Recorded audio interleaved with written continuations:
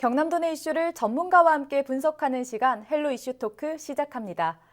작년에 직장 내 성희롱과 괴롭힘으로 해임된 도내의 한 재단의 센터장이 경남도 지방노동위원회 결정으로 복직이 결정되면서 파문이 일고 있습니다. 자세한 내용과 함께 이번 사안이 앞으로 어떻게 진행돼야 할지 또 우리 사회에 어떤 고민이 필요할지 분석해 보겠습니다. 패널 두 분 소개합니다. 경상남도 청소년 지도사협회 홍순철 회장 나오셨고요. 김승환 노무사 나오셨습니다. 네, 반갑습니다. 반갑습니다. 네, 반갑습니다. 네, 회장님, 청소년 지원재단의 센터장이 직장 내 성희롱으로 해임이 됐다가 복직이 됐다. 이게 이번 사안의 핵심 사실인 것 같습니다. 네. 해임이 된 건 작년 중순이었는데요. 왜 해임이 됐는지부터 이야기를 풀어가 봐야 될 것 같습니다. 또 회장님께서는 이번 사건의 사실관계를 잘 알고 계신다면서요? 네. 경상남도 청소년 지도사 협회 설립 목적 중 하나가 협회원들의 인권 보호에 있습니다. 그래서 직장 내 괴롭힘과 갑질 어떤 방지를 위해서 고충위원회도 운영하고 있는데 그러다 보니 자연스럽게 많은 지도사들의 이야기를 듣게 됩니다.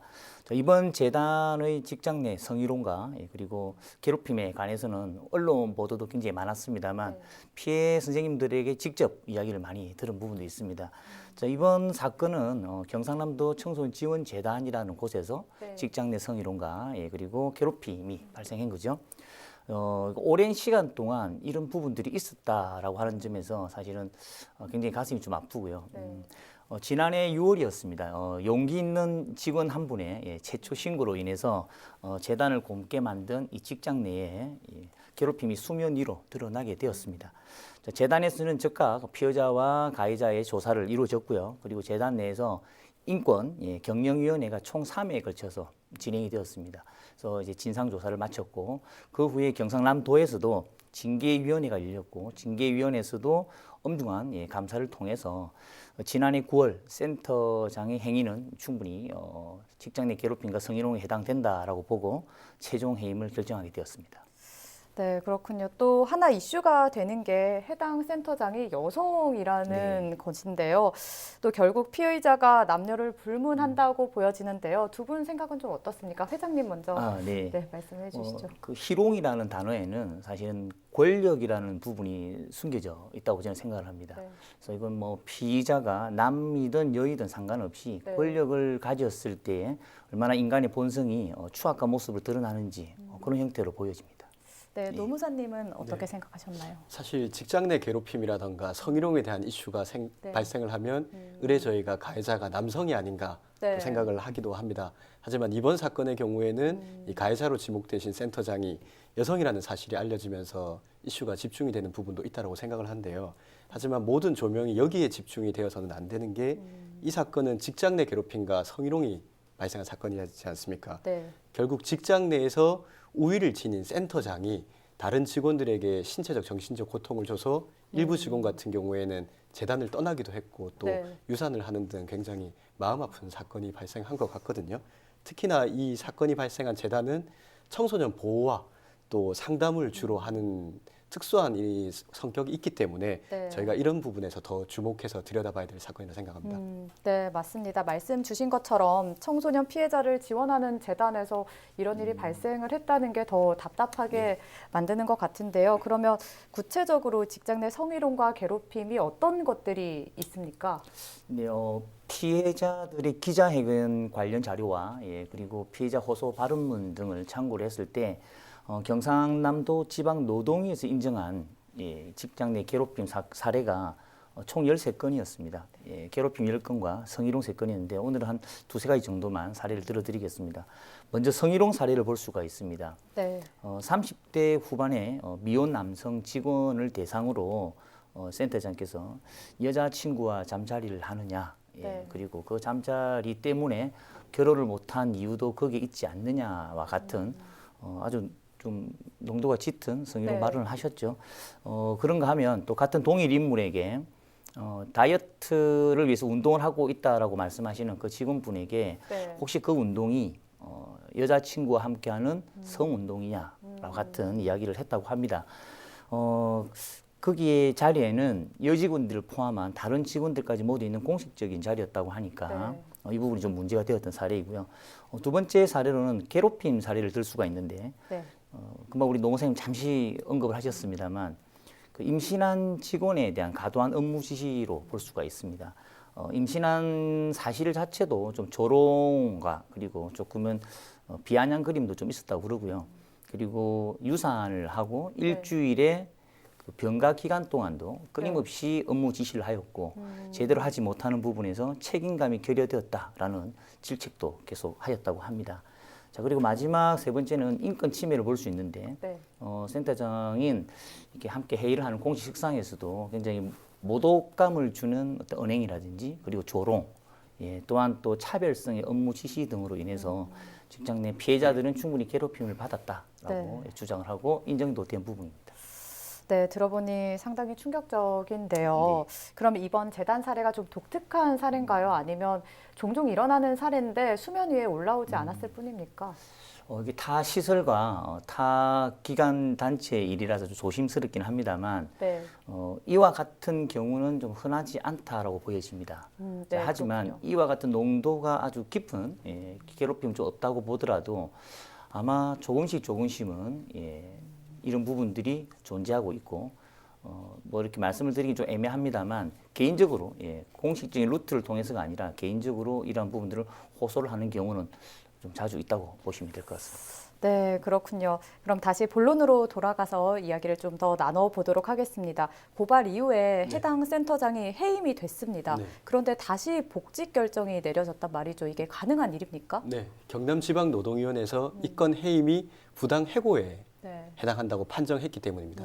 이 노동위원회가 부당 해고라고 판정을 하면요, 이 부당 해고를 한 사업주에게 원직에 복직시킬 것과 그리고 해고 기간 동안에 임금 상당액을 지급하라는 명령을 내리게 됩니다.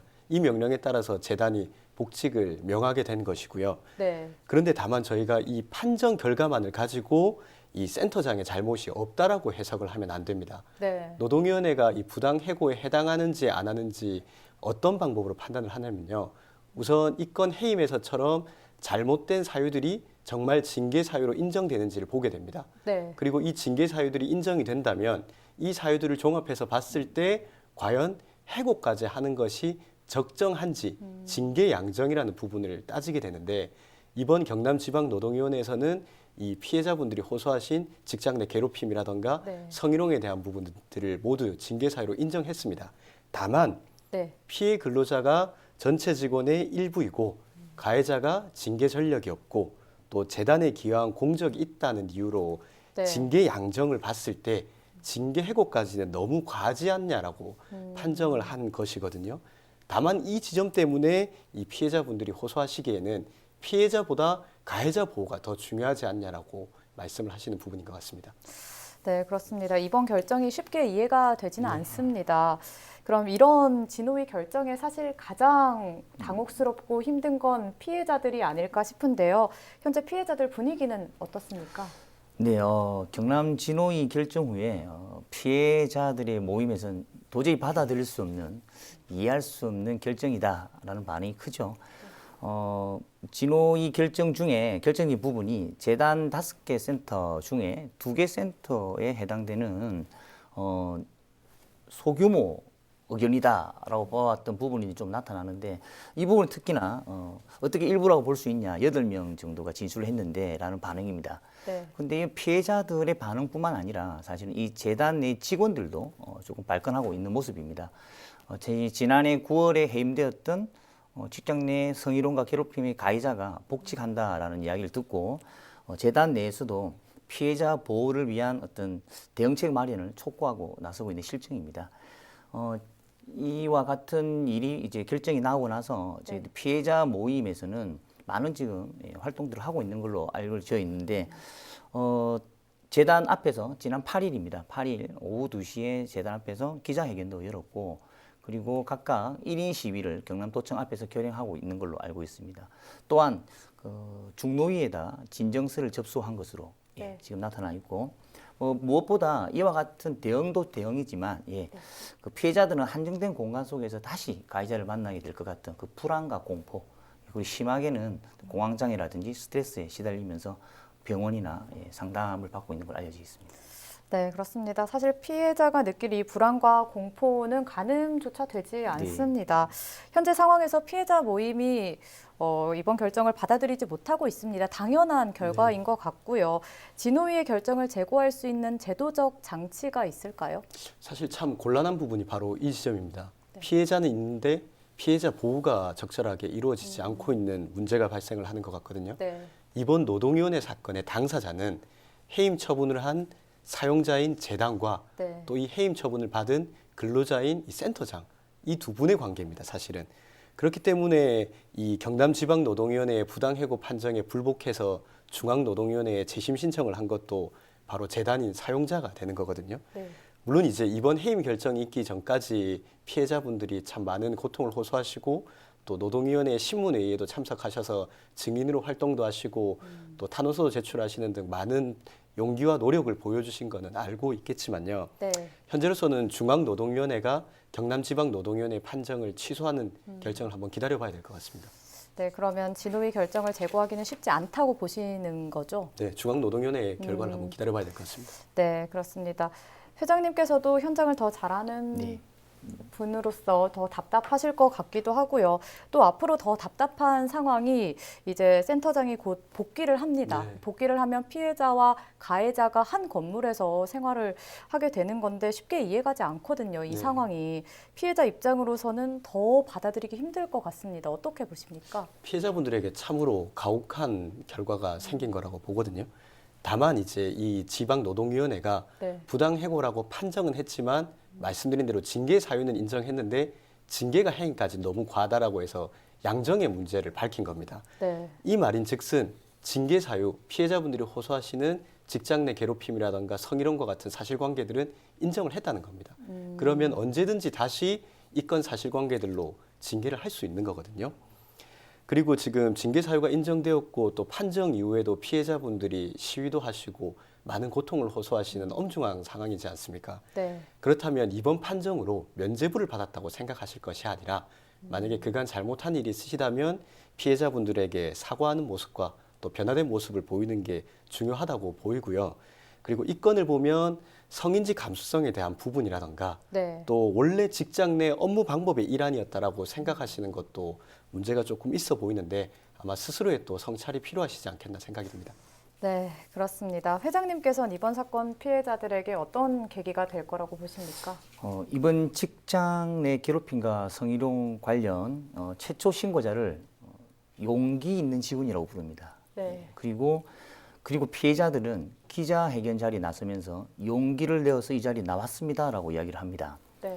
이는 그간 유사한 일들이 많았음에도 불구하고 수면으로 드러나지 않았다. 여러 가지 이유로 인해서 드러나지 네. 않았다고 보여지는 것이죠. 하지만 그들의 표현처럼 용기 있는 어떤 직원들로 인해서 사회적인 이슈가 되었고 도민 여러분들이 많은 분들이 알게 된 부분은 의미가 있다고 생각을 좀 합니다. 이 일을 하다 보면 경제적인 이유이든 아니면 계약적인 문제, 갑과 을의 계약적인 문제의 이유로 이런 폭력들이 많이 묵인되는 모습들을 많이 경험할 수가 있습니다. 그리고 이 청소년 지도사와 상담사 등 관련 업무를 보시는 모든 분들이 이런 때일수록 한 목소리를 낼 수 있는 그리고 소통하고 연대하는 부분들이 좀 필요하지 않나 그런 생각들을 좀 많이 해보았고 네. 그리고 피해자들뿐만 아니라 사실 모든 사람들이 직장 내 괴롭힘, 괴로움 뭐 이런 부분들이 사실은 인간을 존중하지 않는 행태들은 언젠가는 수면에 드러날 수밖에 없다라는 부분들 좀 알게 되는 계기가 되었으면 좋겠다라는 부분과 용기를 특별히 내지 않아도 이 사회의 부도덕하고 그리고 반윤리적인 행태들은 당연히 그 책임과 결과를 묻는 것이 일상이 되는 네. 그런 사회가 되기를 좀 희망해 봅니다. 네, 맞습니다. 말씀하신 것처럼 좀 용기를 특별히 내지 않아도 네. 책임과 결과를 묻는 것이 일상이 돼야 할 것 같습니다. 또 이제 남은 우려가 하나 있습니다. 한정된 공간에서 피해자와 가해자가 만난다는 건데 이게 또 많은 도민들이 분노하는 핵심이거든요. 경남도에서 여론을 좀 무겁게 받아들여야 할 텐데 어떤 방안이 필요할 거라고 보십니까? 우선은 복직하에서 같이 근무하게 되면 이 불이익이 있을 거는 불보듯 뻔한 일이 아니냐 하는 말이 네. 나오고 있거든요. 이번에 이 사건이 있었던 재단은 한 50여 명 정도의 인력이 근무를 하시고 총 5개의 센터가 있다라고 합니다. 이 중에서 청소년 쉼터를 제외하고는 같은 건물 3, 4층에 나머지 센터들이 있거든요. 그러면 결국 이 가해자로 지목되신 센터장이 복직을 하신다면 피해자와 가해자가 같은 건물 또 같은 사무실이나 바로 옆 사무실에서 계속 근무를 하게 된다라는 건데 그러면 수시로 가해자와 피해자가 마주칠 수밖에 없는 상황이 이제 벌어지게 된다는 겁니다. 특히 이분 직책이 센터장으로서 재단의 원장 바로 밑에 있으신 직책이거든요. 평소에 직원들에 대한 근무 평정이라던가 또 업무 지시를 하던 분입니다. 그렇기 때문에 지금 피해를 호소하시는 이 피해자분들의 불안감과 고통이 더 커지고 있는 부분이 있다라고 보이고요. 저희가 짚고 넘어가야 될 부분을 보면 노동위원회 판정을 보면 이런 해임 처분이 아니라 하더라도 근무 장소 변경 등으로 해서 이런 문제를 어느 정도 해결할 수 있지 않겠냐라는 판정의 내용이 있습니다. 하지만 지금과 같은 현실을 봤을 때 현실적으로 그렇게 되기는 조금 어렵지 않겠나 생각이 되고요. 현재 재단 측에서는 복직 명령을 하고 난 다음에 피해자 보호를 위해서 유급 휴가 조치를 했다라고 합니다. 다만 이런 유급 휴가 조치 외에 현실적으로 또 즉각적인 어떤 뭐 현실 가능한 즉각적인 방안이 나오기는 조금 어렵지 않겠나라는 생각이 듭니다. 네, 그렇습니다. 이렇게 행정적인 과정으로 피해자들의 고통을 달래는데 지자체와 기관이 계속해서 노력을 하겠지만 분명히 한계가 있을 것 같습니다. 또 이 피해자들이 받은 상처가 좀 계속될 것 같은데요. 이제 센터장이 복직을 앞두고 있습니다. 반드시 해야 할 일도 있어 보이거든요. 어떠세요? 네, 한 언론에서 센터장이 인터뷰한 내용을 좀 보았습니다. 재단의 징계 절차와 그리고 그 재단의 징계 절차를 인정한 진호위의 결정을 환영할 수 없다. 그리고 피해자들이 나의 행위에 대해서 너무 가혹하게, 과하게 표현하고 있다라는 부분이 상당히 좀 안타까웠습니다. 가해 사실은 이미 경남도 감사와 그리고 진호위에서 결정이 났죠. 예, 그런 부분을 본인의 기준에서 그 행위의 옳고 그름을 선택할 게 아니라 피해자의 입장에서는 마음 자세가 좀 필요하다라고 저는 보여지고요. 반성하고 뉘우쳐야 할 것 같습니다. 센터장은 진정성 있게 피해자에게 사과도 꼭 필요한 것이죠. 본인이 사랑받고 존중받아야 되는 존재인 만큼 타인들도 사랑받고 존중받는 존재여야 함을 잊지 않았으면 하는 바람입니다. 네, 맞습니다. 진정성 있는 사과가 무엇보다 우선시 돼야 할 것 같습니다. 또 2019년 7월부터 개정 시행된 근로기준법에 직장 내 괴롭힘 방지법이 포함되어 있습니다. 그럼에도 불구하고 이 위력에 의한 직장 내 괴롭힘과 성희롱이 계속 보도가 되고 있거든요. 그럼 결국 실효성 논란이 현실이 됐다라고 말을 할 수 있을 것 같은데 이 법안이 좀 제대로 효력을 발휘하려면 누구에게 또 무엇이 필요하다고 보십니까? 직장 내 괴롭힘 금지법이 시행된 이후에 우리 사회가 얼마나 달라졌는지에 대한 고민이 좀 드는 부분입니다. 물론 이 직장 내 괴롭힘 금지법 시행에 따라서 이런 괴롭힘의 피해를 받으신 분 같은 경우에는 그 고충을 호소할 수 있는 길이 열리게 된 것도 있고요. 또 이런 것도 직장 내 괴롭힘에 해당되냐라고 문제 제기를 할 수 있는 환경이 만들어진 것은 분명히 환영할 만한 일이라고 생각을 합니다. 다만 여전히 직장 내 괴롭힘이라든가 성희롱 피해를 입으신 분이 이것을 밝히는 것은 굉장한 용기가 필요한 부분입니다. 직장을 그만둘 각오를 하고 밝힌다라고 하거든요. 그런데 직장 내 괴롭힘 금지법의 구조 자체가요. 발생한 사업장 내에서 자체적으로 해결하는 것을 구조로 하고 있습니다. 행위자에 대한 처벌이라든가 직장 내 괴롭힘 문제를 해결하지 않는 사업주에 대한 제재 규정 자체가 없기 때문에 행위자의 상당수가 사업주라든가 또 임원 같은 관리자분들이거든요. 그래서 이런 부분들에 대한 입법적인 보완이 이루어지지 않는다면 아마 이런 사건과 같이 밝히기가 참 힘든 환경이 있어 보이기 때문에 이런 부분에 대한 제도적 보완도 분명히 필요하다 보이고요. 또 사실 직장 내 괴롭힘이라든가 성희롱과 같은 문제, 내가 가해자가 될 수도 있지만 피해자가 될 수도 있기 때문에 이런 부분들에 대한 우리 공동체 인식도 가져야 된다고 생각을 합니다. 네, 오늘 말씀 감사합니다. 오늘은 이야기는 여기까지 나눠보도록 하겠습니다. 고맙습니다. 네, 고맙습니다. 지난 2019년 경남 청소년 지원재단은 도내 공공기관 중 처음으로 인권 경영을 선포했습니다. 모든 경영 활동에서 인간 존엄과 가치를 중시하겠다는 선언을 담았는데요. 그 시간들이 무색한 현재 상황에 도민들이 더는 분노하지 않는 재단의 판단을 기다리겠습니다. 헬로 이슈토크 여기까지입니다. 유튜브 채널 헬로 경남 통해서 다시 볼 수 있습니다. 함께해 주신 여러분 고맙습니다.